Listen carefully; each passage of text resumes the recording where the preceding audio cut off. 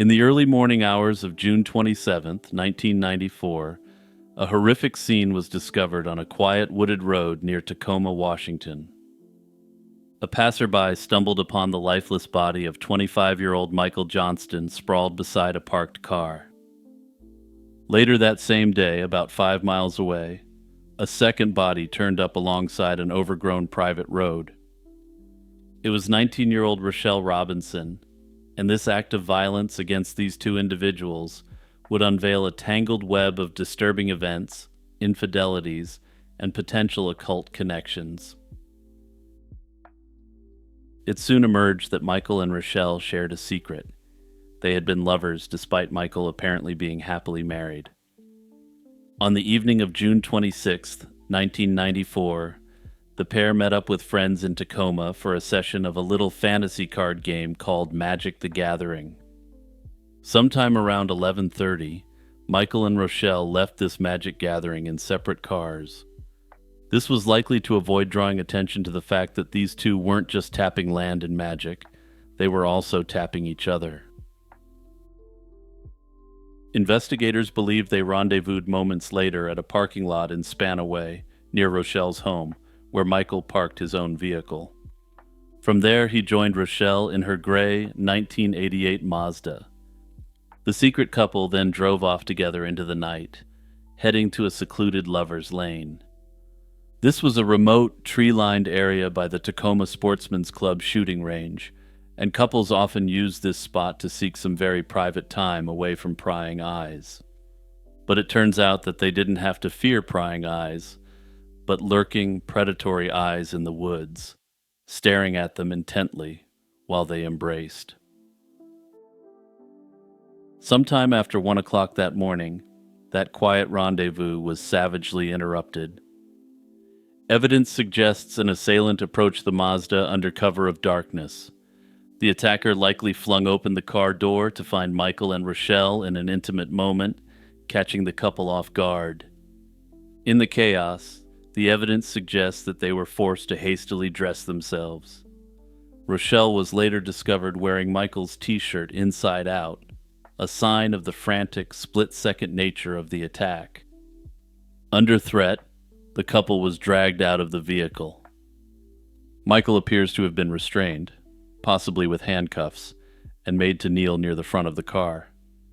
The evidence suggested he was then eliminated execution style, right in front of Rochelle. With Michael neutralized, the predator turned his focus to Rochelle. Small puncture wounds on Rochelle's neck indicated a blade was pressed heavily to her throat, forcing her compliance. In his clutches, Rochelle was driven away from the first scene, presumably in the perpetrator's vehicle, to a second isolated location about 5 miles down the road. There she met a violent end, being stabbed repeatedly in what appears to have been a fit of completely unbridled rage. Pierce County Sheriff's investigators pieced together the events from 2 separate crime scenes. Rochelle's Mazda was found parked where Michael was shot, confirming that the attack began at that Lover's Lane site. Michael's abandoned car was later discovered back at the Spanaway parking lot, exactly where the couple had met up, which validated their late-night rendezvous plan. The weapons used by the perpetrator weren't discovered. However, there was something out of place. This was a very peculiar cardboard box used to conceal Rochelle's body at the second site. Investigators identified it as a specific type of white cardboard carton used to hold high-grade printing paper, generally used in professional print shops. Forensic tests suggested the box hadn't simply blown in from the roadside since it hadn't been left out or received any weather damage. That meant that it was likely brought by the perp and may have been stored in his home or vehicle for some time before the attack. And keep this in mind, there was absolutely no occult or ritual symbolism found at either scene, since this will be important very soon. From the start, authorities felt the double slaying was intensely personal. The viciousness directed at Rochelle, far more wounds than inflicted on Michael, suggested that the attacker's anger was focused on her. Detectives theorized that Michael was a passive victim, tragically caught in the crossfire of someone's obsession with Rochelle. This meant the most likely suspect pool were people in Rochelle's life: an ex-boyfriend, a jealous admirer, or a stalker driven by unrequited passion. Before long, a very credible lead emerged about a deranged stalker who had entered Rochelle's life recently. Rochelle had told friends and coworkers about a young man who had been following her in the spring of 1994. This man would lurk at her workplace, a fast food restaurant, for hours, and even trailed her home on multiple occasions. She was very scared of him, and he simply wouldn't stop following her, so she tried an alternative plan. Rochelle mentioned to her friends that she had once gone to lunch with him, hoping to defuse the situation. The stalker, however, took this as validation that he was being noticed, and doubled down on his efforts to quote-unquote win her over. Naturally, Rochelle was terrified of this individual, and it appears that he had continued to actively stalk her up until her untimely passing. After the attacks, an acquaintance came forward with a detailed description of this individual. He was described as a white male in his mid-20s, standing around 5'10" and being of average height.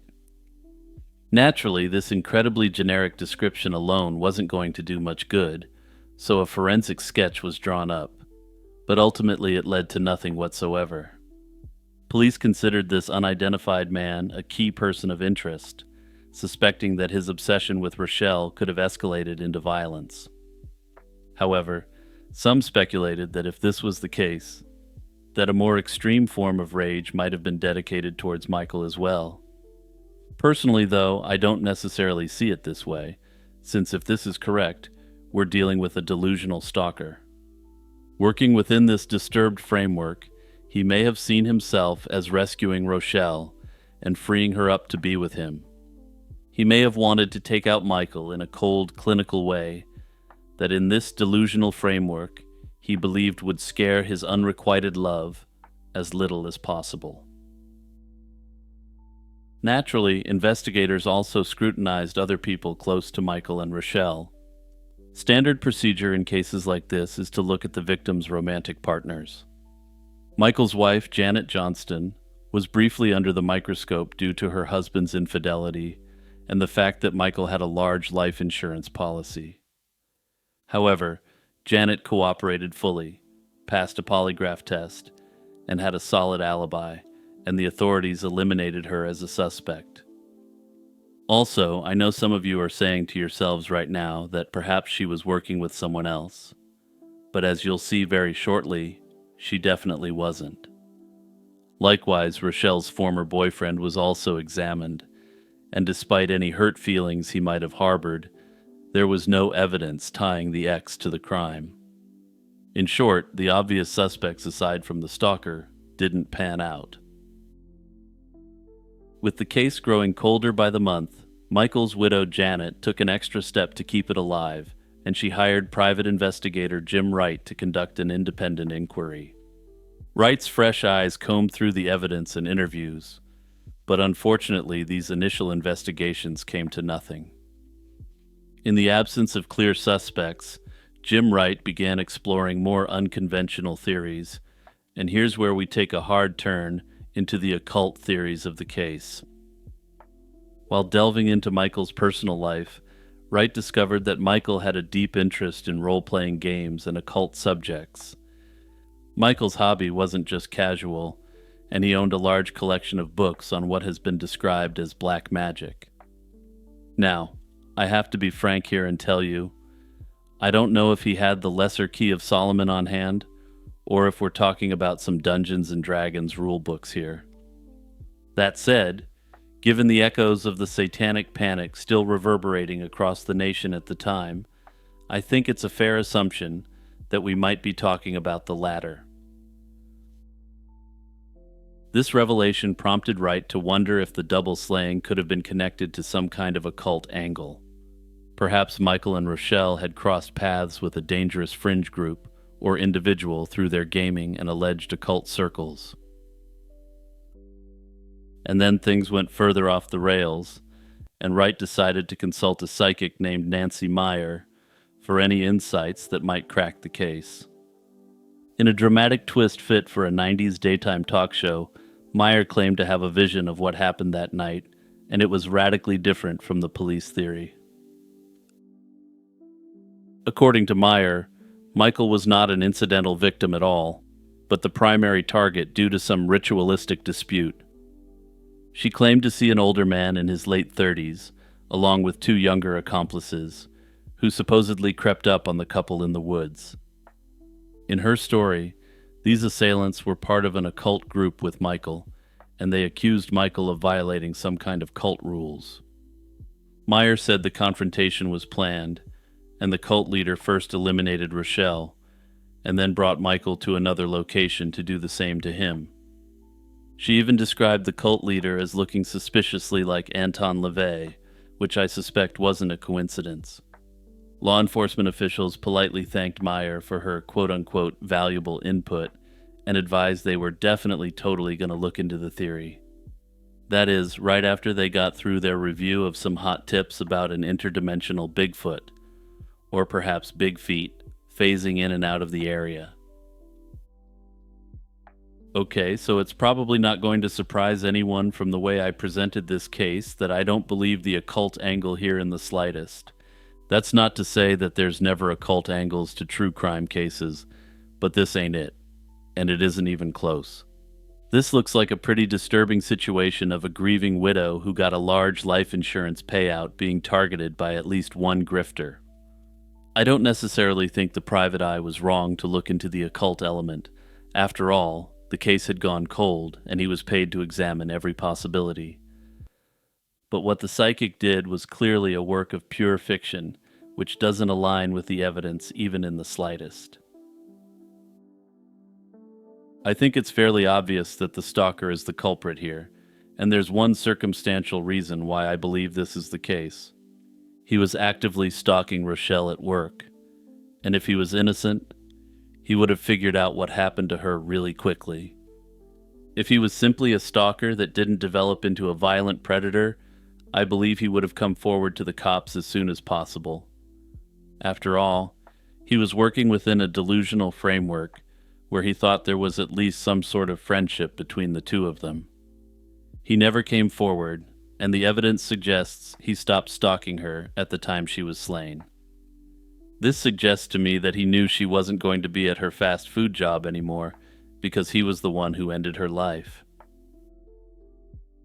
As for how this case can be solved now, after so many years, that's the real tough part here, since it doesn't look like any genetic evidence was left behind by the perpetrator.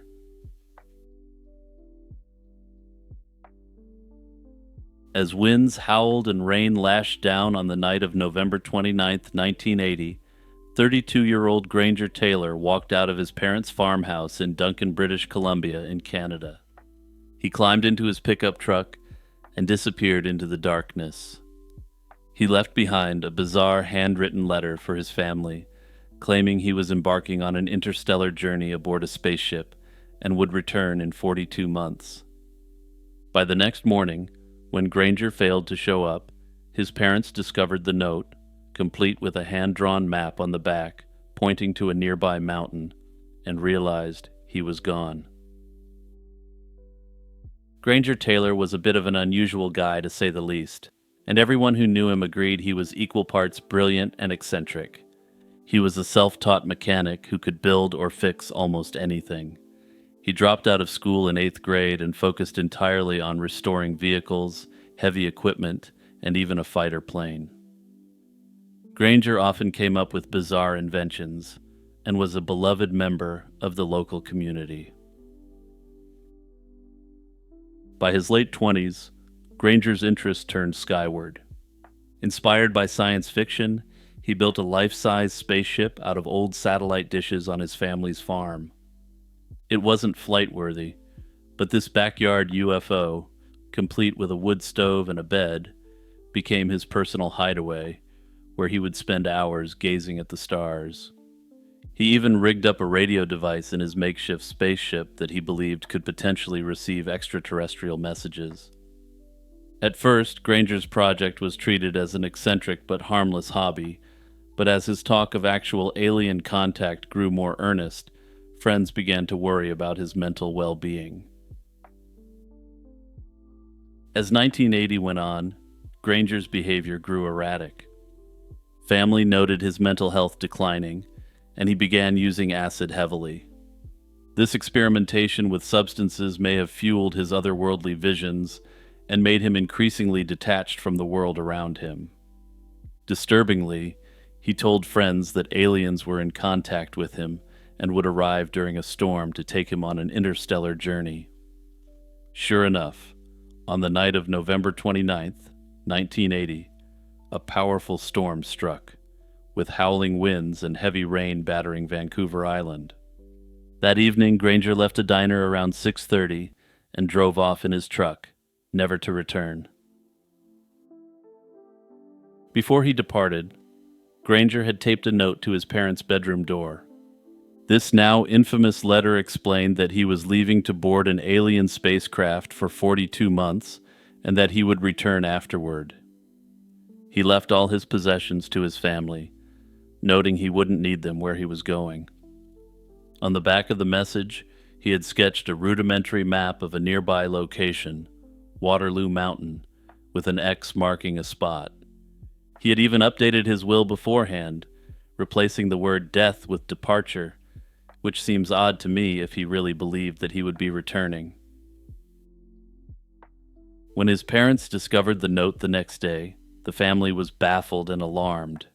Police were notified, and search parties combed the woods around the area marked on Granger's map. Despite the storm's wreckage blocking many roads, they scoured logging paths and trails, but found nothing unusual. No sign of Granger or his truck ever turned up. His worried parents even kept the back door of their home unlocked for years afterward, just in case their son might come back one day. Some relatives and friends held out hope that 42 months later, as he had indicated, he might miraculously return, but June 1984 came and went with no sign of him. In March 1986, nearly 6 years after Granger disappeared, a grim discovery provided a clue to his fate. Forestry workers on Mount Prevost, near the spot marked on Granger's map, found the site of an explosion in the woods.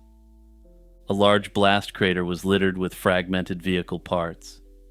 The investigation determined that the debris came from a pickup truck. The vehicle identification number on one recovered piece matched Granger's missing truck. Among the wreckage, they also found small bone fragments and shreds of clothing. Forensic pathologists examined the bone and determined that it was consistent with human bone, dispelling any hope that it was from the local fauna. Granger's mother identified one scrap of fabric as part of a shirt she had sewn up for him not long before he left, strongly suggesting the remains were his. Since this was the mid-80s, DNA analysis wasn't available to confirm the bone fragments were his at the time.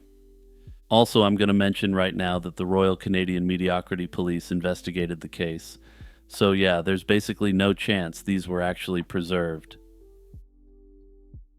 The blast site was very close to the location indicated on Granger's hand-drawn map.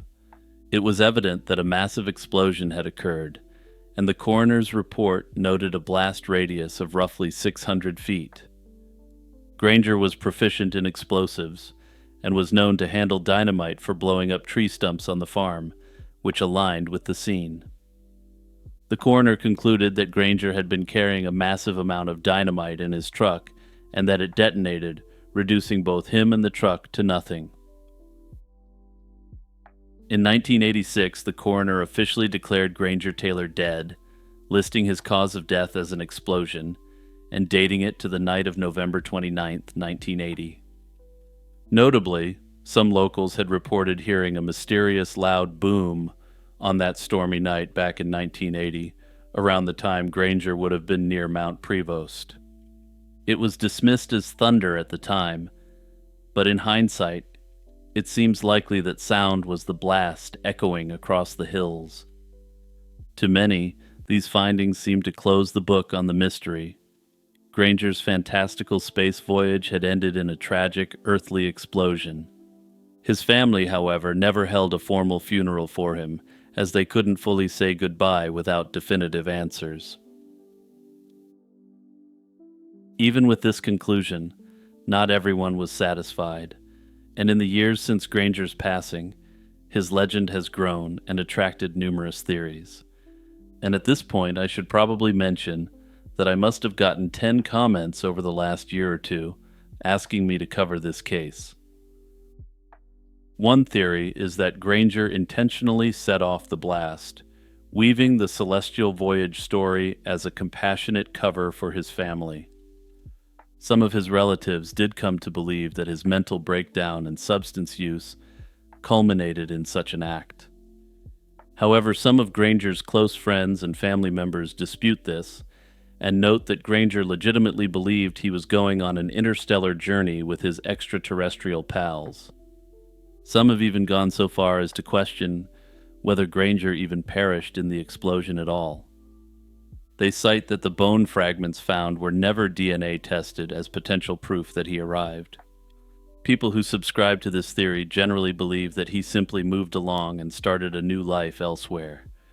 There have been alleged sightings of him in South America and in the American South, but none of these were ever confirmed. Over the years, a range of even more far-fetched theories has emerged, turning his conventional mysterious story into the stuff of legends.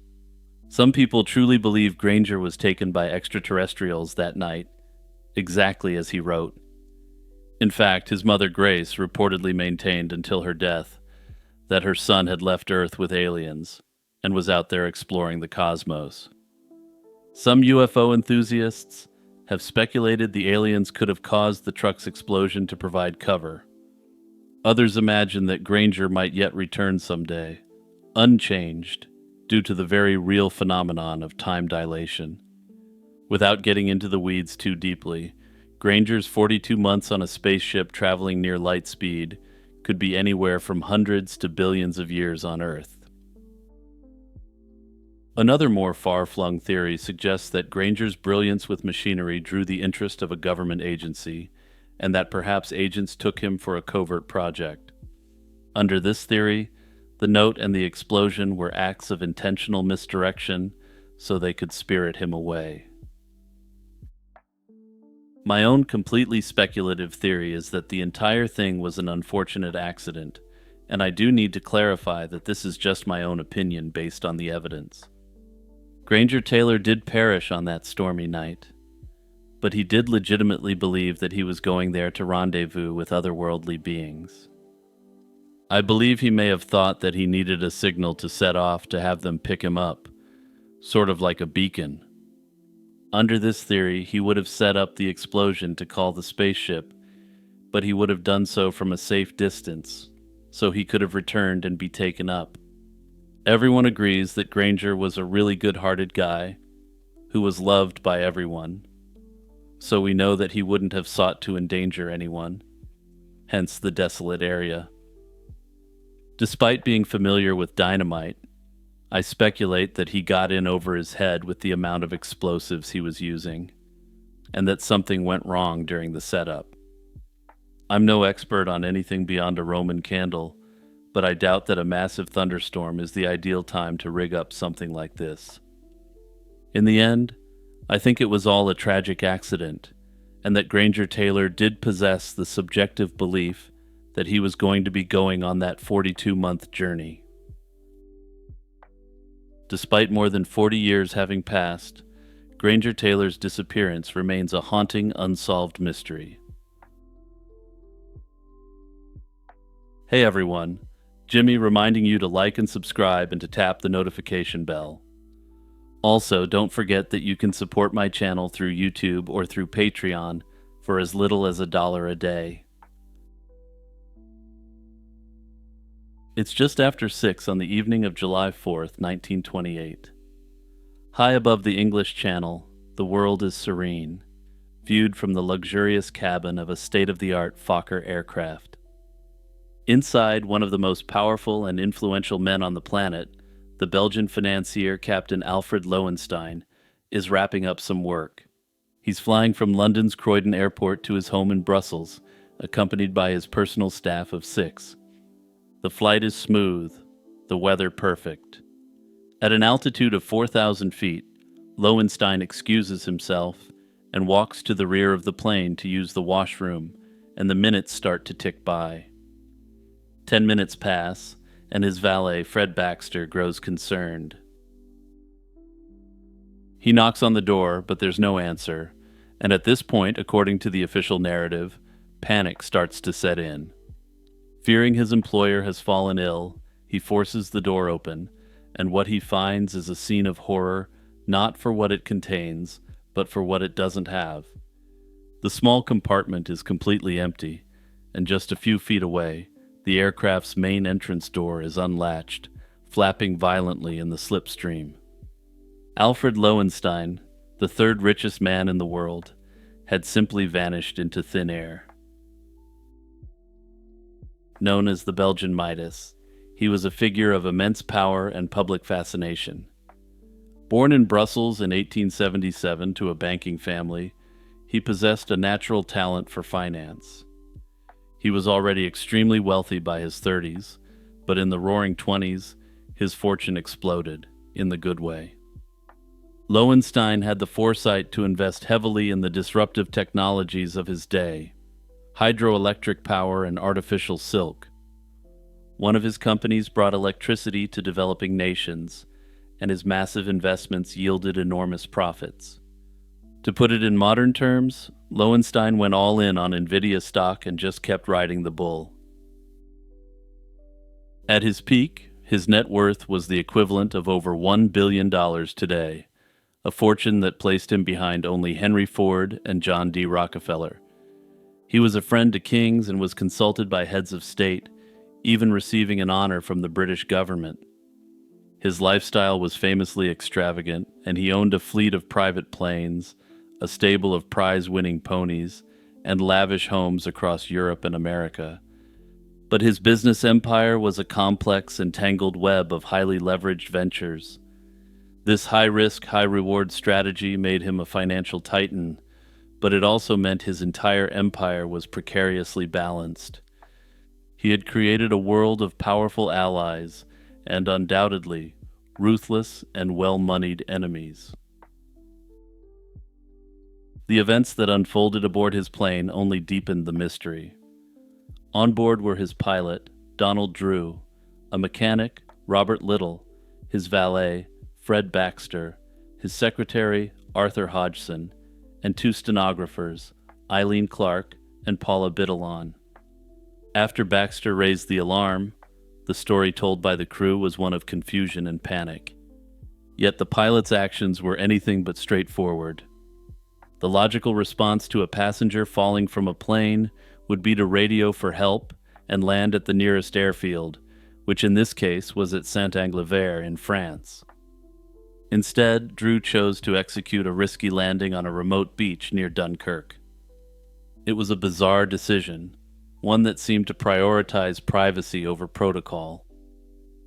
When the plane was discovered by a unit of French soldiers on training maneuvers, Drew was evasive before finally admitting that his billionaire passenger was missing. This strange behavior, choosing an isolated landing spot and delaying the report, immediately suggested that this was no ordinary accident. It gave the impression of a crew needing time to align their stories, or perhaps, as some have theorized, to tamper with the scene of a crime. The official inquiry that followed was just as perplexing as the incident itself. Lowenstein's body was found by fishermen 15 days later, on July 19th, his identity confirmed by an engraved wristwatch. An autopsy, requested by his family, determined he had a partial skull fracture and several broken bones, and crucially, that he had been alive when he struck the water. This ruled out a heart attack or poisoning mid-flight. The investigation, however, was curiously muted. Despite the flight originating in the UK and the body being found in French waters, the official inquest was held in Lowenstein's home country of Belgium. This jurisdictional choice raised a lot of eyebrows at the time, and you're about to see why, because the Brits were about to investigate and find something very weird. The Belgian inquiry largely ignored the most damning piece of physical evidence. The British Air Ministry, using Lowenstein's actual plane, conducted a test to see if a person could accidentally fall out. This wasn't part of the Lowenstein inquiry itself, but rather a separate investigation into the airworthiness and safety of this common model of passenger plane. An officer, wearing a parachute, threw his full weight against the exit door repeatedly at an altitude of 1,000 feet. It opened a mere 6 inches before the force of the slipstream slammed it shut, throwing him back inside the cabin. The ministry's conclusion was unequivocal, and they found it would have been impossible for someone to accidentally open the door and fall out. Despite this, the Belgian inquest disregarded the physics and settled on a verdict of accidental death, a ruling that conveniently allowed his massive insurance policies to be paid out. In a final unsettling chapter, Lowenstein was buried in his wife's family tomb in an unmarked grave, a funeral his widow didn't attend. With the official story so full of holes, 4 main theories have persisted for nearly a century. The first, accidental death, is the official verdict, but is almost entirely debunked by the British Air Ministry's door test. The second theory, that he did it himself, was immediately floated in the press, fueled by rumors that Lowenstein's complex financial empire was on the brink of collapse. Yet this theory runs into the same physical impossibility as the accident scenario. He still would have had to somehow force the door open against incredible pressure. And let's just say this financier wasn't the second coming of Augustus the Strong, the Saxon Hercules. Also, yeah, anyone who knows me in my personal life knows that I'll never miss an opportunity to throw in a good Augustus the Strong reference, but I'm getting off topic here. Back to the point, the billionaire financier could have had help from his employees to make it all look accidental, and there's actually potentially a reason for this. One factor that I need to mention here is that Alfred Lowenstein was Catholic, and had the fall been known to be his own doing, it would have impacted where he could have been buried. The third and perhaps most compelling theory is that he was eliminated by his own crew. Under this theory, he was either eliminated by politically powerful hands or even his own wife, who stood to inherit his massive fortune. This theory claims that the entire crew was complicit and that the beach landing was necessary to replace the original door, which had been completely removed and jettisoned with the body. This aligns with a fisherman's report of seeing an object resembling a parachute, perhaps the door itself, falling from the sky that evening. Ultimately, there's not enough evidence to say whether this theory is accurate or not. The final theory, that Lowenstein faked his own death to escape financial ruin, is supported by the strange burial, but largely contradicted by the discovery and autopsy of his body. I say largely here because his body was solely identified by a personal item that was found on him. Those who support this theory suspect that he could have used his patronage of hospitals and medical schools to illicitly obtain a cadaver for his great escape. My personal speculation, given how weird the circumstances are, is that he may have tried to fake his own death with the help of his crew, but failed and actually perished in the fall. In the end, the truth of what happened to Alfred Lowenstein at 4,000 feet remains elusive, lost to the winds over the English Channel. The official verdict of an accidental death seems to stand in defiance of all evidence, which indicates that he couldn't have just fallen out of the plane accidentally. Ironically, of all the theories, the only one which really makes no sense at all and doesn't match the evidence in the slightest is the official theory. This whale tale begins not in the dim light of a dockside tavern, filled with the tall tales of sailors, but in the respected halls of 17th century science. Its protagonist is Sir Robert Sibbald, a man whose credentials lent immediate and formidable weight to his claims. He was a physician, a founder of the Royal College of Physicians of Edinburgh, and the first and founding professor of medicine at the University of Edinburgh. He had been appointed Geographer Royal for Scotland, and he was a foundational figure in the Scottish Enlightenment. He was, by the standards of his day, a meticulous observer of the natural world, so much so that he is often regarded as the father of cetology, the study of whales and dolphins. It's this reputation that makes his 1687 account of a strange creature washed ashore so compelling and persistent. In his work Phalynologia Nova, a pioneering text on the whales of Scotland, Sibbald described a female whale that had stranded on the island of Orkney. It was, he reported, a type of sperm whale, but with one astonishing defining feature: an enormous dorsal fin. To convey its scale, he reached for a familiar maritime analogy, describing the fin as being similar to the mizzen mast of a ship. This single evocative phrase is the bedrock of the entire legend. A mizzen mast is the third and shortest mast on a large sailing ship. Yet even so, the comparison suggests a structure of almost unbelievable proportions. Depending on the vessel, such a mast could stand anywhere from 20 to 80 feet tall, implying a fin that would dwarf any known anatomical feature in the animal kingdom. Beyond Sibbald's foundational account, the evidentiary trail for the high-finned whale grows cold with astonishing speed. For a creature with such a dramatic appearance, its appearances in the historical record are remarkably few and far between. The entire case rests on just two primary events, separated by more than 250 years, each plagued by its own significant flaws. The first, Sibbald's 1687 observation, remains the most credible simply due to the reputation of the observer. However, despite being the first person to study whales and dolphins in a true academic sense, it's still a single anecdotal account from over 3 centuries ago. No physical evidence was preserved for future scientific scrutiny. Further, the description of the fin, as noted, was based on a poetic but imprecise metaphor, leaving its true size and shape to the imagination.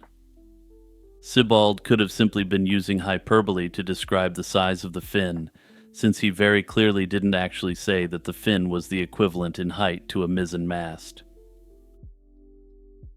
The second major sighting, and the only significant one of the modern era, occurred in September 1946. An unusual creature was reportedly seen trapped for 2 days in the Annapolis Basin of Nova Scotia in Canada.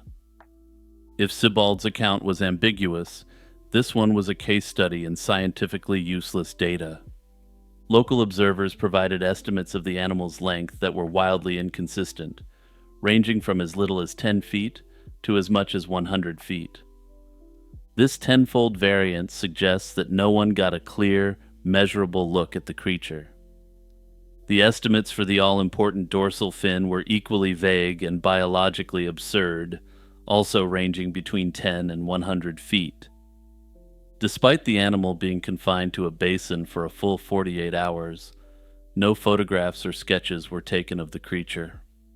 Further, this was a fishing town with whalers. If the whalers in the town truly believed they were seeing a wondrous animal, well, I suspect they may have bagged it and tagged it. The evidentiary basis for this whale is, therefore, extraordinarily fragile. It consists of one unverified report and one modern report so riddled with inconsistencies as to be meaningless. In the decades since 1946, an era of widespread photography, advanced whale-watching tourism, and sophisticated scientific surveys, there have been no new, credible sightings.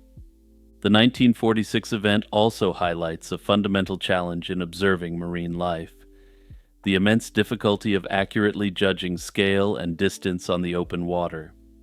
With no landmarks for reference, a smaller object seen up close can easily be mistaken for a much larger object farther away.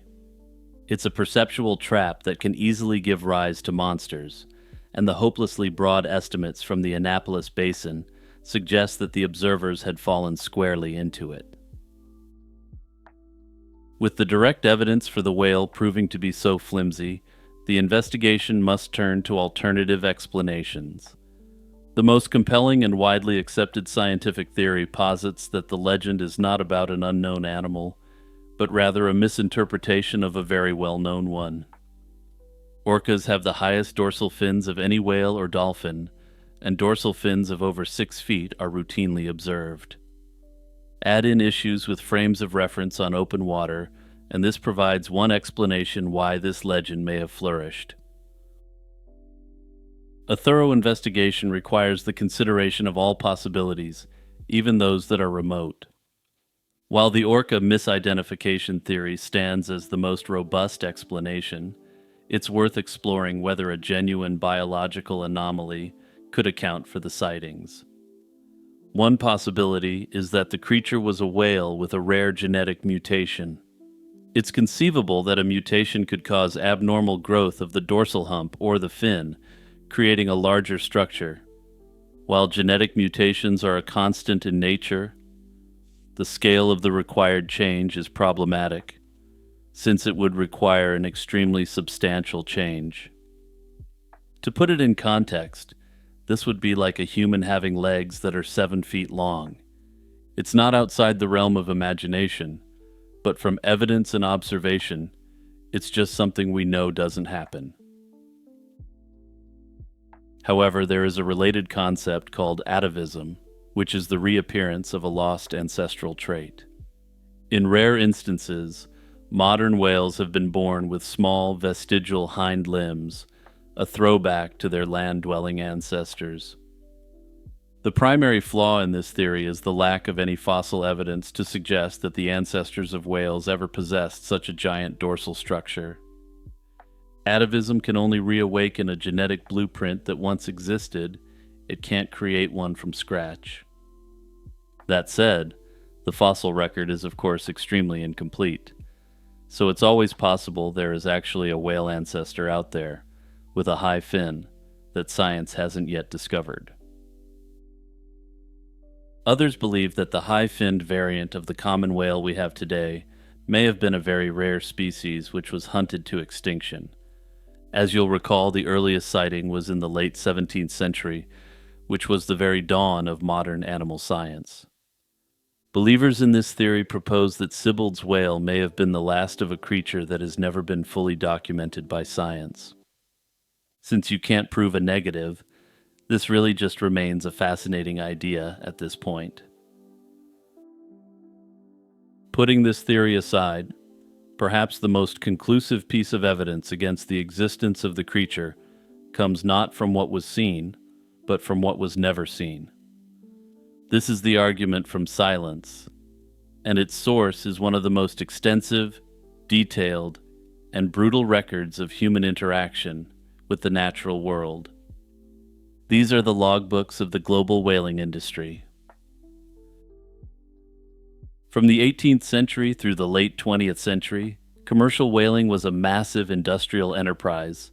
Fleets from America, Europe, and later Asia hunted whales across every ocean on the planet, from the equator to the polar ice. Whaling vessels were floating factories and data collection centers.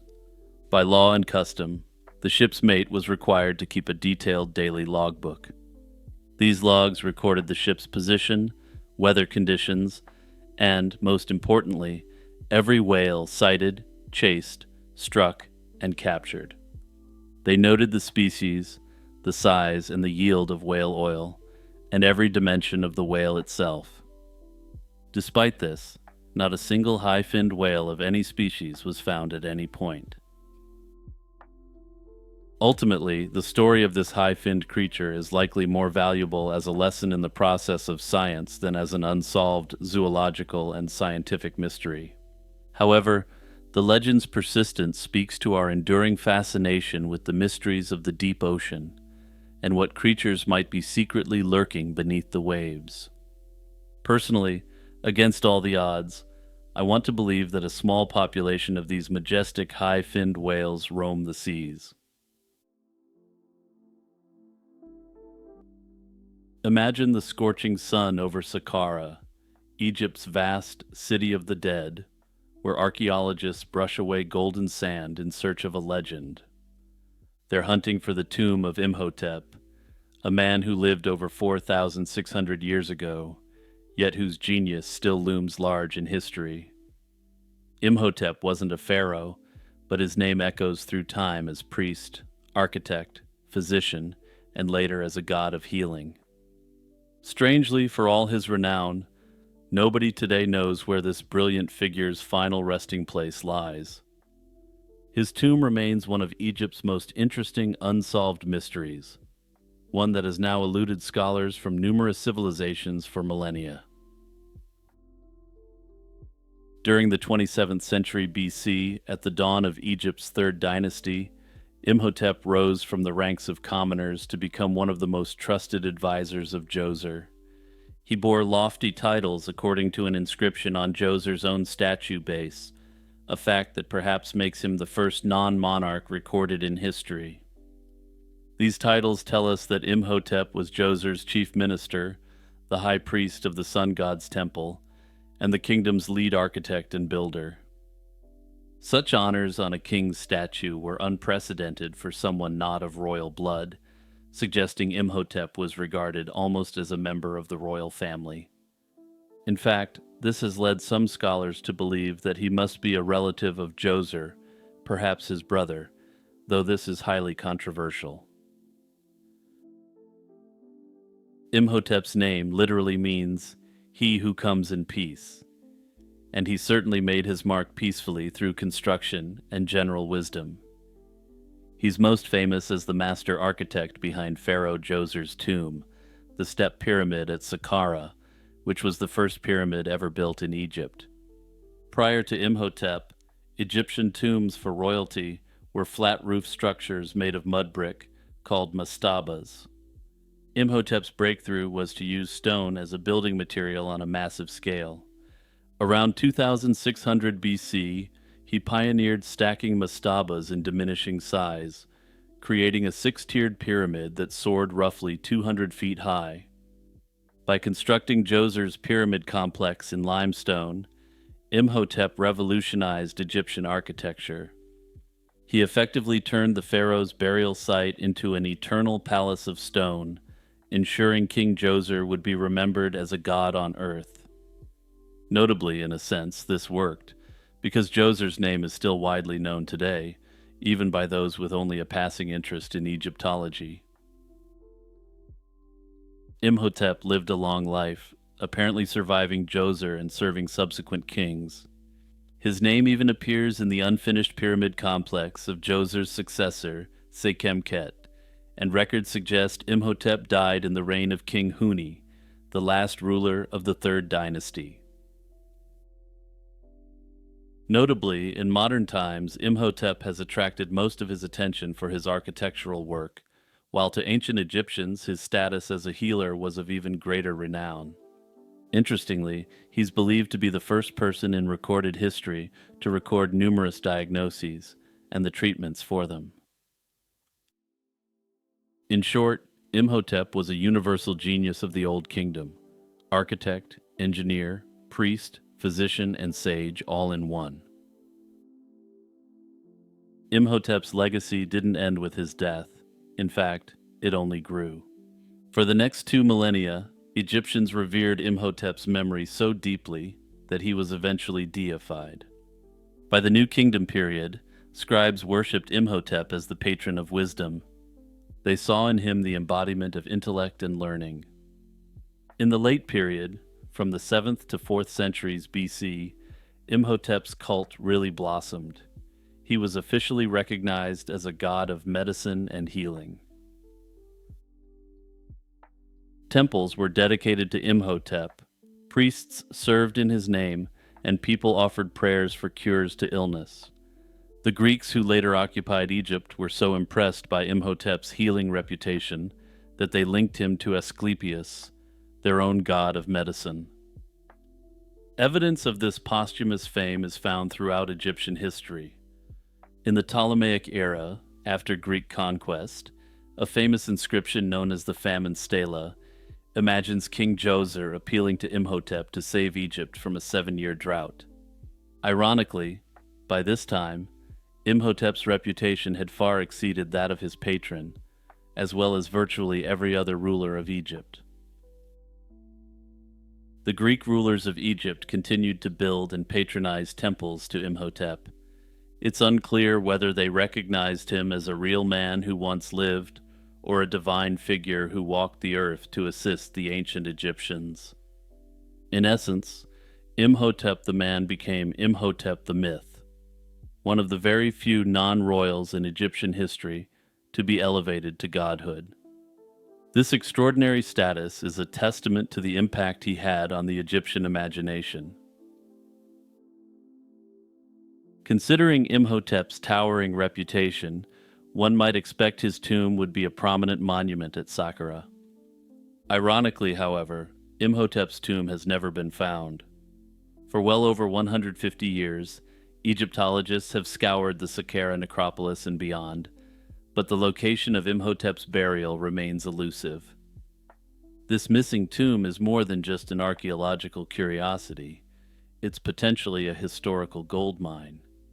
If discovered intact, Imhotep's tomb could reveal priceless information about his life, his family, and his era. Personal inscriptions or artifacts from his burial would shed light on the man behind the legend, filling gaps in our understanding of Egypt's third dynasty. In other words, finding Imhotep's tomb could greatly enhance our knowledge of this important figure's life and career. It would also serve to peel back some of the layers of legend that were later overlaid on top of the historic individual. Scholars generally agree he was laid to rest somewhere in the vast royal cemeteries of Memphis, likely at Saqqara. Two main theories have emerged about the tomb's location. Some experts argue that because Imhotep was so closely connected to Djoser, he could have been interred in or near Djoser's own monumental enclosure. Imhotep is specifically mentioned by name on engravings at the site, though these talk about his accomplishments and don't specifically mention him being buried there. Djoser's complex was sacred ground, and later legends even suggest Imhotep might be hidden under or around the step pyramid itself. Notably, large sections of Djoser's complex remain unexcavated, leaving room for hope that Imhotep's tomb could lie concealed in those unexplored zones. Others believe Imhotep was given a grand tomb in the general cemetery for high officials of his time. North Saqqara is dotted with massive mastaba tombs of 3rd Dynasty nobles, some as big as small pyramids. Imhotep's resting place could be one of these large mud brick mastabas, or beneath one, awaiting identification. In fact, British archaeologist Walter Emery in the 1960s became convinced that a particular tomb, called 3518, in North Saqqara, was Imhotep's final resting place. This tomb had an unusually complex layout of chambers for cult rituals, and clay ceilings bearing King Djoser's name, which hints that someone of very high status was buried there. But more on Emery's search for Imhotep in a moment, since he did discover something else magnificent that is a potential clue to the location of the tomb. Some other scholars believe that Imhotep's tomb might have been discovered at some point in the past, but not recognized due to heavy damage or missing inscriptions. In short, under this theory, the famous tomb could be hidden in plain sight, an unassuming ruin already dug up but never linked to Imhotep because time erased its markers. Others believe that there's the potential that he wasn't buried in Saqqara at all, given that little is known about his early life. The quest to find Imhotep's tomb has led archaeologists down fascinating paths, sparking discoveries even when the prize itself stays out of reach. A dramatic chapter of this search began in the 1930s with Walter Emery, a renowned Egyptologist who dedicated years to hunting Imhotep at Saqqara. Emery had noticed a curious concentration of large ceramic jars and broken ibis bird mummies on the desert surface in part of North Saqqara. These ibises were sacred to Thoth, god of wisdom, a deity closely associated with Imhotep. The jars dated to the late period, many centuries after Imhotep's time, suggesting they were left by pilgrims visiting what they believed was Imhotep's burial site. Emery theorized that later devotees trekked to Imhotep's tomb to offer mummified ibises in his honor, leaving behind heaps of pottery. If his theory was correct, the tomb of Imhotep should lie nearby. Armed with this clue, Emery began large-scale excavations at North Saqqara in the 1960s. What he uncovered was astonishing, though not in the way he expected. Below the sand, Emery's team found a maze of underground catacombs full of animal mummies, a secret cemetery of ancient sacred creatures. There were tunnels filled wall to wall with ibis mummies in jars, others with hawks and falcons, and even areas for baboons and bulls. This turned out to be the sacred animal necropolis, an enormous religious complex from about 2,300 years ago, where people buried animals as offerings to the gods. Emery had stumbled on one of the most important late-period sites in Egypt. The discovery was a sensational find in its own right, shedding light on how ancient pilgrims worshipped Imhotep and Thoth with animal offerings. But amid all these mummies, Imhotep's personal tomb was still missing. Emery did identify the aforementioned mastaba as a strong candidate for Imhotep, though admittedly he couldn't prove it himself. His excavations there revealed those cult rooms and Djoser-inscribed ceilings, raising his hopes. Yet, frustratingly, no definitive proof emerged, and it's been suggested that the reason the site has so much related to Imhotep's life is because it was a devotional site rather than a tomb. It's necessary to keep in mind that the people worshipping Imhotep at this time were about 2,300 years removed from the life of the man himself. To put things in perspective, we're now about 2,300 years removed from the lives of those Imhotep worshippers. In 1970, as Emery continued digging in hopes of that breakthrough, he suffered a stroke at the site. He passed away in Cairo a few days later, ending his quest without the ultimate success he had sought. Emery's lifetime search for Imhotep had instead unlocked a different treasure, the vast animal cult complex, but the man he sought remained in the shadows. In the decades after Emery, various Egyptologists have revisited the search with fresh eyes and new technology. Ground-penetrating radar surveys have identified some intriguing anomalies under the sands of North Saqqara. There are hints of large rectangular structures that could be candidates for Imhotep's tomb. These buried structures, however, remain unexcavated, essentially X marks on a map awaiting future exploration. Thousands of years ago, Imhotep helped immortalize King Djoser by building a house of stone for his spirit. Yet Imhotep's own immortality has taken a different form. Not a known tomb or mummy, but a legacy of legend and a puzzle that refuses to be solved. The tale of Imhotep's tomb is a reminder of how much of the ancient past still remains hidden. Taijin Kyofusho is often described as a culture-bound syndrome from Japan, and it involves a profound fear of embarrassing or offending others through one's behavior or appearance. It's frequently associated with excessive self-consciousness about bodily functions or perceived personal flaws. Historically, Taijin Kyofusho attracted attention in the mid-20th century when Japanese psychiatrists began to classify unique conditions reflective of cultural norms. The term Taijin Kyofusho loosely translates to the disorder of fear of interpersonal relations. It suggested that the conceptual framework for this condition partially derives from collectivist values in Japanese society, where harmony and social cohesion are highly valued. Any perceived breach of etiquette can cause profound distress for those with the disorder, which may explain why this anxiety is so socially oriented. In the 1970s and 1980s, the condition started to gain international recognition when clinicians from different countries compared culture-bound syndromes worldwide.